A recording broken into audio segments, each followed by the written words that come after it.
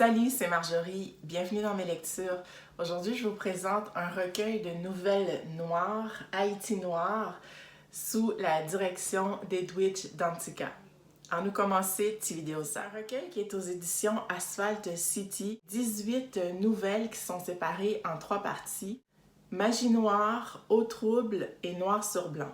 Et donc, ce qui m'avait attirée au départ, c'est que j'avais l'impression de pouvoir voyager sans prendre l'avion et de vivre finalement par procuration, par le biais de la littérature, des instants, des moments dans différents lieux d'Haïti. Par exemple, on a Martissan, Pétionville, Kinskoff, Les Gonaïves, Saint-Marc, Paco, Gocal, Croix-des-Bouquets, Christ-Roi, Port-au-Prince, évidemment, Carrefourfeuille, Delma, etc. Mais en même temps, ça nous donne accès à toute une panoplie d'auteurs-autrices d'origine haïtienne. Il y a quelques haïtiphiles qui se sont glissés dans la brochette d'auteurs-autrices. Donc, il y a quelques outsiders amoureux d'Haïti qui ont aussi rédigé dans le cadre de ce recueil-là. Alors, je dois d'emblée vous dire que ce n'est pas un recueil uniforme, dans le sens que les nouvelles ne sont pas égales, ne sont pas équivalentes. J'ai eu quelques coups de cœur, j'ai eu des déceptions aussi, et je pense que c'est principalement dû au fait que tous ces auteurs-là ne font pas nécessairement dans le genre noir, dans le genre thriller ou polar. Donc, de toute évidence, certains étaient un peu en dehors de leur zone de confort. Ça ne m'a pas empêché d'apprécier l'œuvre dans sa globalité. Disons que par moments, ce qui m'a un peu dérangée, c'est que j'avais vraiment des attentes par rapport à la ville ou à la localité choisie. Donc, quand on me dit Croix-des-Bouquets, je m'attends vraiment à vivre ou à suivre une histoire qui se passe à Croix-des-Bouquets et où je vais pouvoir connaître un petit peu plus les particularités de la place et ce qui la rend différente de d'autres villes ou de d'autres lieux en Haïti. Et ça n'a pas toujours été le cas.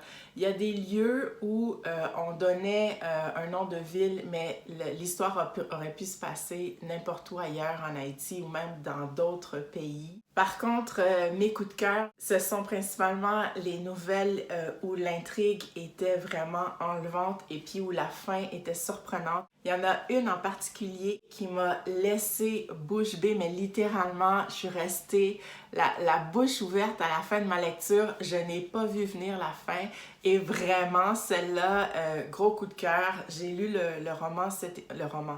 J'ai lu le recueil cet été et puis cette nouvelle-là est restée avec moi depuis. Puis parfois j'y repense puis je me dis non mais c'est pas possible. Et l'autre truc que j'ai trouvé extraordinaire avec l'idée de ce recueil-là, c'est que ça m'a permis de lire, je le disais, 18 auteurs-autrices originaires d'Haïti. Il y en a plusieurs là-dedans que j'avais encore jamais lus et qui m'ont permis de découvrir la plume et ça m'a donné envie d'aller lire autre chose de ces auteurs-autrices-là.